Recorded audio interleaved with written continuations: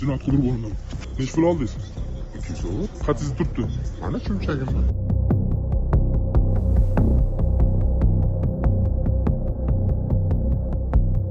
Respublikamiz bo'ylab o'tkazilayotgan xavfsiz va sog'lom yurt oyligining birinchi bosqichida turli jinoyatlar issiq izidan fosh qilinmoqda. Xususan, Toshkent shahar Ichki ishlar bosh boshqarmasiga fuqaro murojaat qilib, undan tovlamachilik yo'li bilan pul talab qilayotgan shaxsga nisbatan qonuniy chora ko'rishni so'ragan. Ma'lumotlarga ko'ra, 2001-yilda tug'ilgan fuqaro jabrlanuvchiga tegishli bo'lgan sir tutilishi kerak bo'lgan foto-videolarni ijtimoiy tarmoqlarda tarqatish bilan qo'rqitgan. Buning evaziga jabrlanuvchidan 200 AQSh dollar miqdorida pul berishini talab qilgan. Jabrlanuvchining murojaati asosida tezkor qidiruv xizmati jinoyat qidiruv bo'limi tezkor vakillari tomonidan tadbir o'tkazildi.